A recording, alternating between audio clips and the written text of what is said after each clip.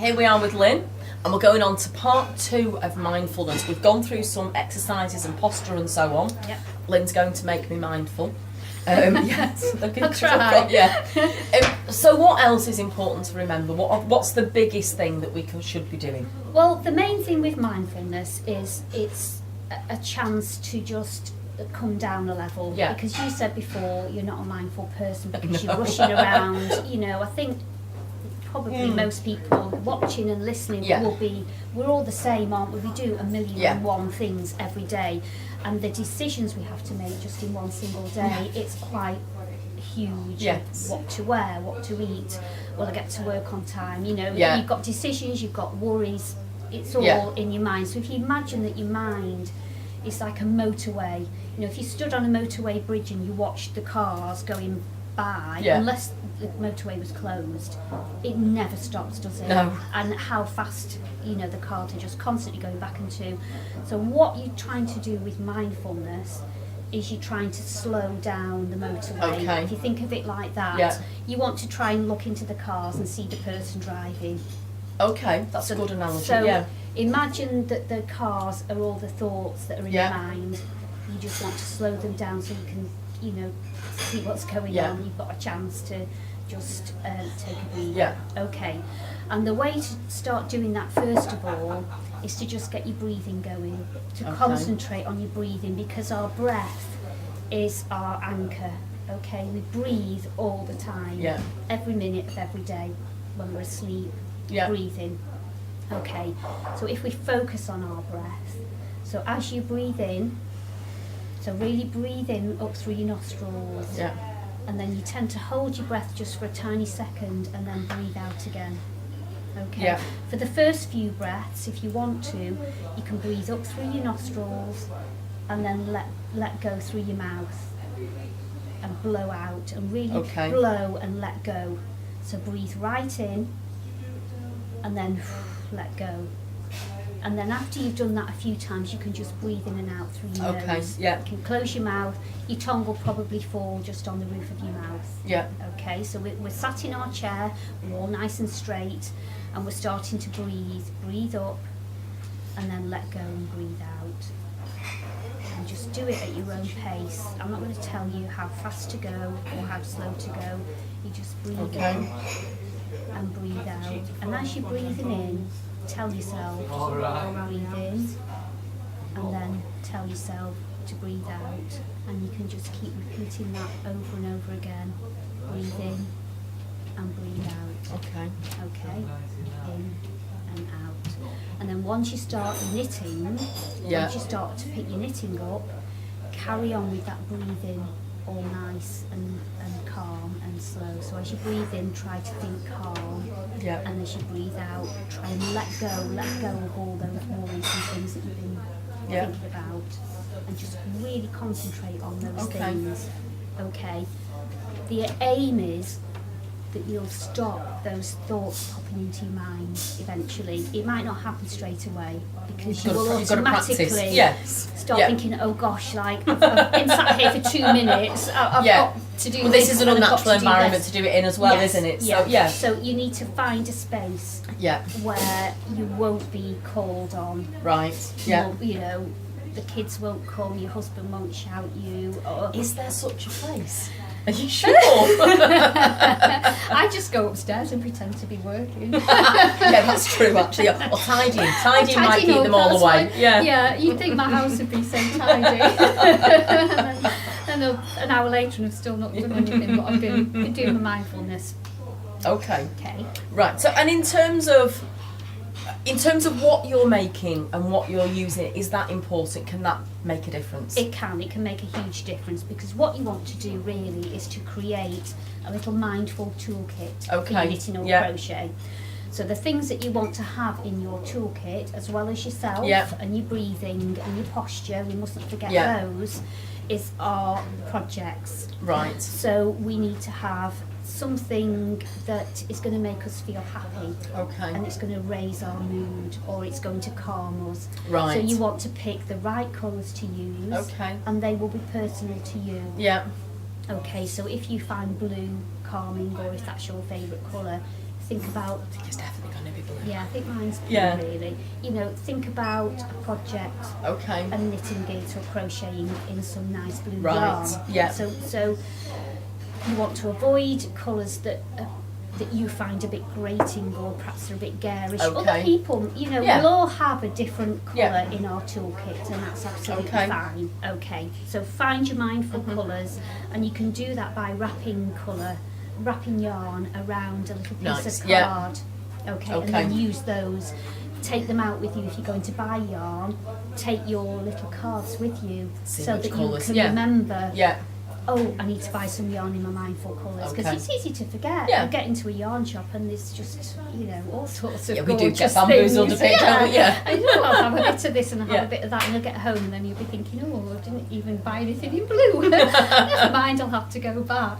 But, so you want yarn in your mindful Okay, colour. yeah. But the type of yarn is also important, Okay. because you want to find yarn that you find easy to use. Yeah. Something that you find is easy to, you know, to put round your needles and make a stitch. Some people say a yarn splits, other people say that it doesn't. Yeah. So yeah. again, really is a personal thing. Mine would definitely be some form of merino. There'd be merino Yeah. there somewhere, because that's my squishy loving. Yeah. Yeah. Some people have allergies, so they Yeah. wouldn't choose, Yeah. say, 100% wool. Other people love that Yeah. sort of rustic feel. So it's all a personal thing. So the type of yarn and the colour of yarn Yeah. is really important as Okay. well, because what you're trying to do is you're trying to use your senses as well. Yeah. So you've got the tactile nature of a yarn, and the stitches that you're going to create, you're going to enjoy, Yeah. sort of, you know, running your fingers over them. So it's got to be a nice Something- yarn yeah, that okay, you yeah. like. And again, if there's a smell, you know, some people love smelling yarn. Love the smell So of pure wool, if yeah. you have a yarn that you love the smell of, that could be great for your mindful too. Yeah, okay. Okay, so you're trying to waken up your senses. Yeah. And then the other thing is you want to use a stitch that's repetitive and simple and easy to remember, because what you don't want to be doing is to be constantly having to look in a pattern book Yeah. and remembering where you're up to. You just want to be able to knit stitch after stitch after Okay. stitch. Okay. Yeah. And it could be that it's one stitch, like knit. Okay. Every stitch is knit, knit, knit. Some people might not be able to stay focused with that one repetitive stitch, so they might do a knit one, purl one, knit Okay. one, purl one, Yeah. or knit two, purl two, knit two, purl two. Okay. So yeah. Yarn round the needle, knit two together, yarn Yeah. round the needle, knit two together. So there's all Okay. sorts of very simple stitches that can create Yeah. You nice patterns. talking a lot about knitting. Can mindfulness be brought into crochet as Yeah, well? so with crochet you could either do a double crochet, Yeah. so that would be quite a short Yeah. counting stitch, or a nice rhythmic stitch for crochet is treble crochet. It's absolutely perfect That's what I'm doing at the moment. with this, because yeah. you've got the yarn round the hook, then you go in, the yarn back through, Okay. Yeah. and then through two, so you can count 1, 2, Yeah.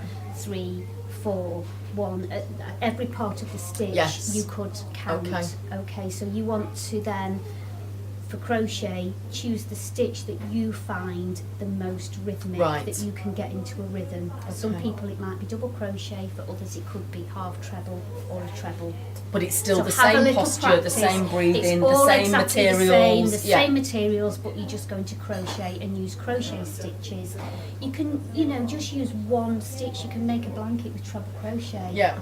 You know, with all the shades of blue. Yeah.